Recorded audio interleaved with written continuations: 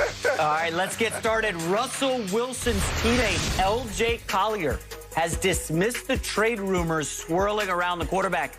He told the NFL Network he puts zero stock in any of the rumors. He said, quote, not buying it at all. He's a winner, man. Russ is going to be our quarterback for years to come. This morning, however, a new report has surfaced just how much Wilson has been frustrated with the Seahawks offense. He stormed out of a meeting about how to fix the offense after he felt like his suggestions, they were being dismissed. LeVar Arrington, do you think the drama in Seattle has been overblown?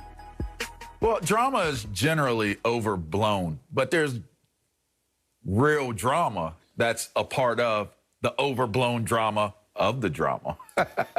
So when you look at what's going on with Russell Wilson here, we all know that there's that moment where Russ is sitting there at the Super Bowl watching what's taking place with Tom Brady. Every quarterback that has the type of reputation that Russ has is looking at that and feeling as though, why can't that be them? I mean, that's just human nature. So to see the reports, the speculation, all the things that are taking place right now, I think that it's somebody is trying to move the pieces on the board to get what they want to get. Is it Russ trying to get more say in who he wants on the team and who he can get on the team?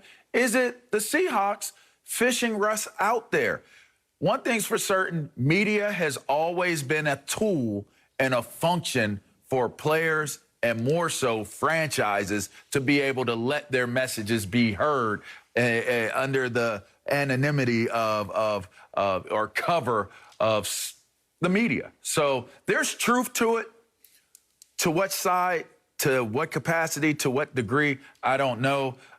Collier sitting there saying there's zero credibility to it, zero credence to it. I don't know how long you've been in the league for, but there's always credibility to these types of reports, Chris. Yeah, look, clearly some stuff is going on. I mean, Russ, he always has ended his interviews with what? Go Hawks. He didn't do that when he talked to Dan Patrick about being frustrated with getting hit so much. All right, and the reports are that, I mean, this latest one, obviously, he had a beef with the team about not listening to him over the play calls, but there was also a report that he spoke to the team after the season and wasn't happy with the way they responded to his concerns. So there is some smoke there. And like you said, there's drama. And then I think, LeVar, also, some of these other teams are also putting this out there. When we saw the report the other day about, it'll take 3 first-round picks, that was coming from other teams. They want to stir it up in Seattle. They love to get this thing popping to where it becomes so bad that Russell Wilson does become available. So there's some of that going on as well. So I agree with you, LeVar, in that there is some drama. There are some issues. However, we're big boys.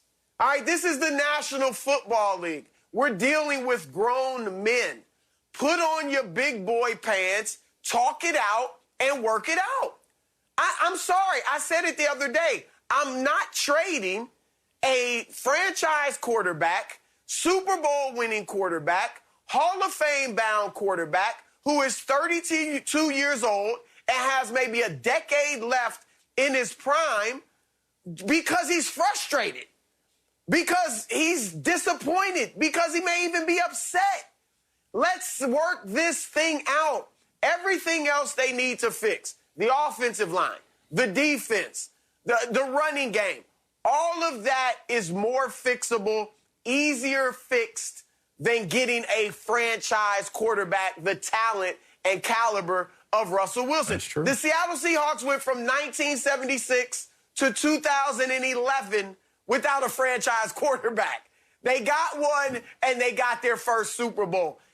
So I'm with Collier. Collier knows, I'm sure, about the blow-up that The Athletic reported about, and he's saying that this happens. LeVar, you know this. Guys get in arguments. Guys get in fights. Teammates, coaches, and players. And when it gets out in the media, it does become a bigger deal because the headline, Arrington and Brown, you know, had an argument in the locker room. That makes it. I got stole by Trotter in the locker room, or in the meeting room one time. Punk. Yeah, but yeah, it did happen before. It was real drama. It's bigger in the headline, on the news, on the television shows than it might be in real life. And so I'm saying there is some drama. There are some things that need to be worked out, but they can be worked out. Chris, here's the interesting point. Pete Carroll has always preached, hey, speak your mind, dating back to USC. I want my locker room open. I want Michael Bennett to speak out when he feels passionate about a subject. Richard Sherman, say what's on your mind. Earl Thomas, you too. So now Russell Wilson, very unhappy, says a bunch of stuff, and all of a sudden it's, whoa, Russ, what are you doing? Why are you upsetting the apple cart? I think all along I've thought there's no way they're trading Russ, but you look at it and you're like, is there a little disrespect going on here on the Seahawks side? Russell Wilson's played there 9 seasons, okay? Never been under 500. 8 years they've gone to the playoffs. And then all of a sudden Russ is unhappy because for the first half of the season, right, he's the MVP of the league. It's all we talked about, first 6, 7 weeks. Russell Wilson is cooking. I love it. He's the MVP. He has 2 bad games, right? A clunker against the Bills, 4 turnovers, and the following week against the Rams, another 3-turnover game. And all of a sudden, Pete Carroll pulls it away. And LeVar, I was shocked when I saw this. We're running the football. No more throwing. And Russell Wilson, the second half of the season, looked unhappy. They fire the offensive coordinator. And LeVar, they had Russell Wilson sit in on meetings for the new offensive coordinator. He had input.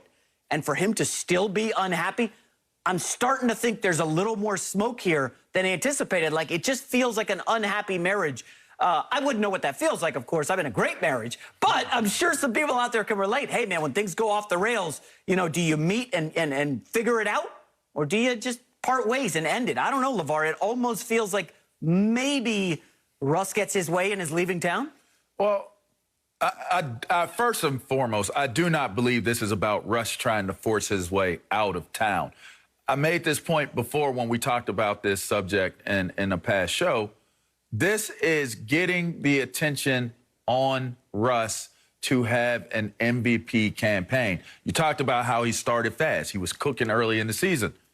It was an MVP candidacy taking place. Those turnovers, everybody said, throw it away. He threw it away. And you can't have interception games like Russ did and then be able to continue to compete to try to get the MVP award. That is basically the last award that he needs to get to truly solidify what has been a brilliant career. I believe that in the back of Russ's mind, maybe even front of mind, if he's being honest when he has these conversations, it's because I need to have a legacy play, which he did mention. It's about your legacy. And he wants to leave his legacy with an MVP award connected to it. And I think if they're not listening to what it is that he's saying, him getting an MVP award it's not like basketball. You can singularly play really well and be rewarded and be looked at because you can play defense and offense. You can play both sides of the court. There's a lot of things you can do.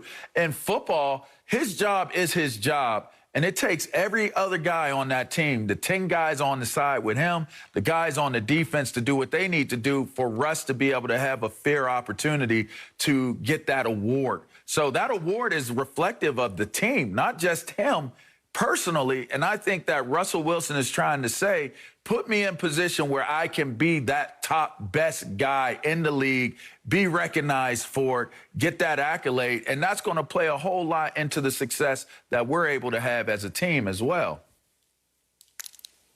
I think LeVar, even more than the MVP, which obviously he'd love to have, but I think it's Super Bowls.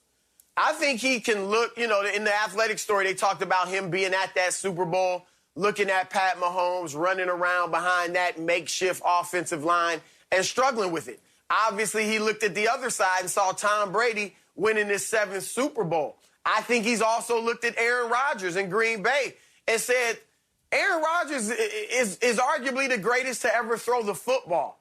He's been to not only one, but been to 1 Super Bowl. Hadn't been there in a decade. And if he looks at his own path, he sees something similar. Now it's been, 6 years since he's been to the Super Bowl. And all in Seattle, they seem fine with that.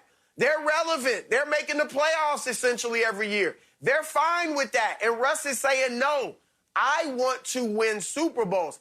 I want to have a historic legacy that I think is based more on the Super Bowl championships than the MVPs. I agree with some of that. Obviously, I'm in the media, guys, too.